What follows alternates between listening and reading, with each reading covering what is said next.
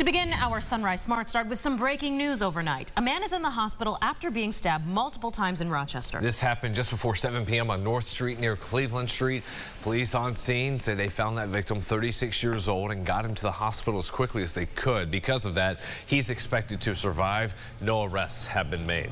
And also breaking, a vehicle hit by gunfire in the city. RPD says this call came in around 11:30 last night for the scene on North Plymouth Avenue. Officers found the driver there who told them he had heard the gunshots near White Street and then realized his vehicle had been hit. The investigators were able to find more evidence of the shots at the scene, and the driver was not hurt. There are no suspects in custody at this time, so the incident remains under investigation. Happening today, a court appearance for this man accused of murdering his father after dropping the body off at the Livingston County Sheriff's Office last week. Deputies say this man, Richard Flegel Jr., contacted a lawyer before bringing his father's body, as we said, to the office of the sheriff, and the victim had been shot. He had also been reported missing previously that weekend. Now, since then, deputies say they tracked down the murder scene and the gun at Flegel Jr.'s marijuana growing operation. He'll be due in court for 2 hearings starting today at 9 a.m. Leaders with the University of Rochester are among several other officials at different schools issuing advisories ahead of winter break. They are telling international students to come back to campus early. This is not a unique message. It comes from several institutions as these looming changes for immigration policy changes, they're still up in the air. Aran Spitzer joining us in the studio with those students' concerns. Aran. Yeah, guys, with the fall semester coming to a close, some colleges have sent a message to their international student population, urging them to return to campus before January 20th.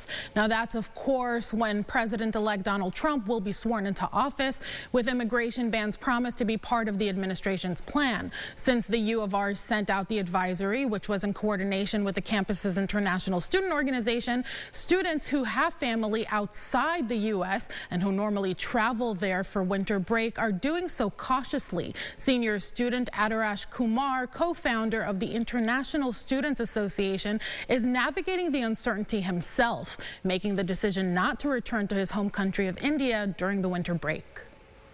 The biggest one is like, is it going to be just as bad as last time, or it's going to be much worse? I think that is the biggest concerns people have.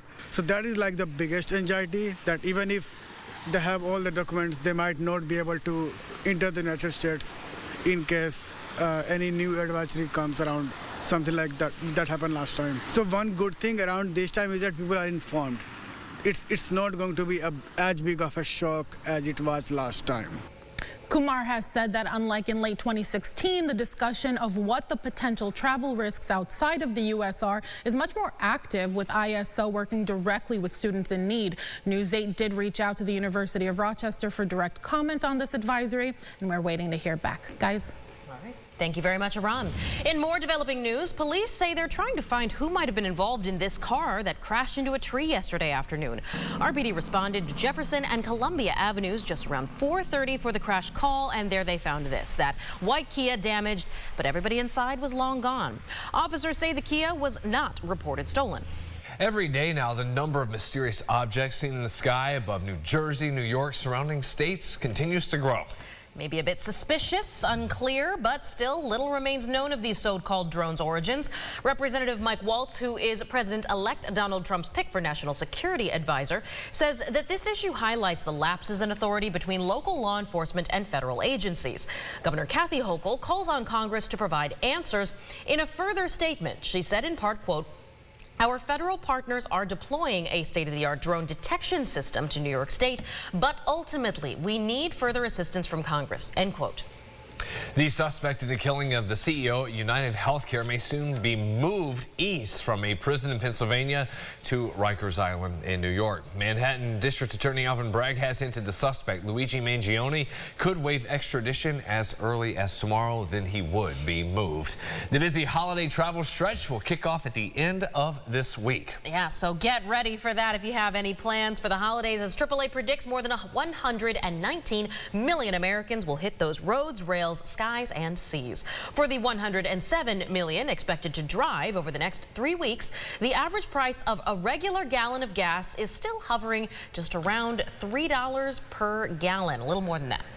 Sunrise traffic, speaking of, getting ready to head out for the last couple of days of school for the kiddos for winter break at our elementary and high schools, and also for work. Roads are looking good. The view from our Greater Rock Sky Eye near the ballpark and the Inner Loop 490 moving along just fine.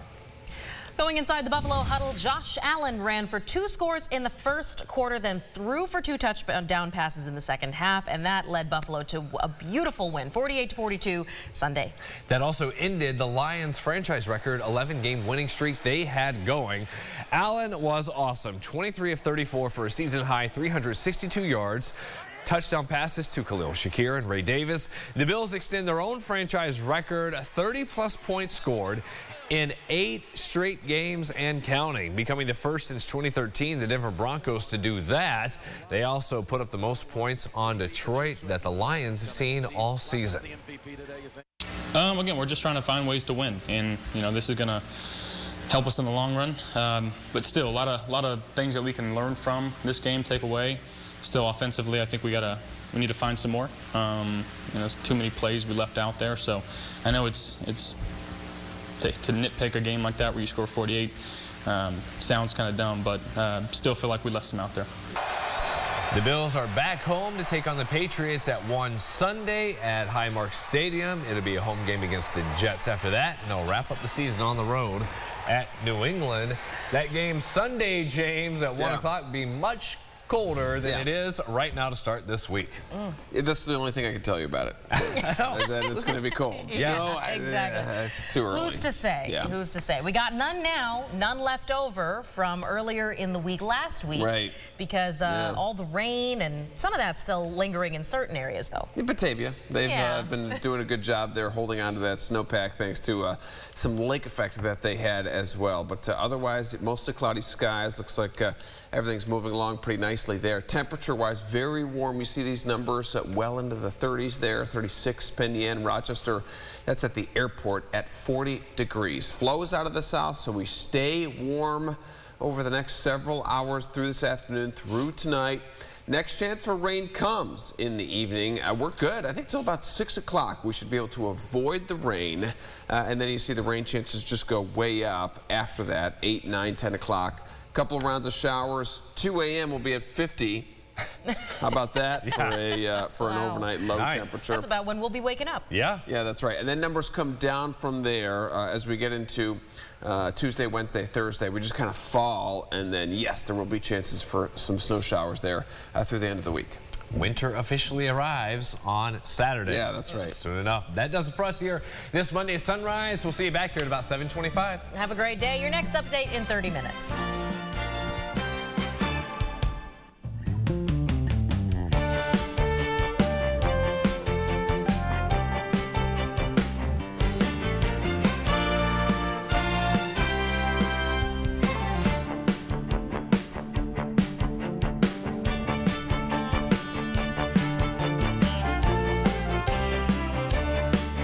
Follow News 8 wherever you are on RochesterFirst.com, Facebook, X, and on our app for news and weather.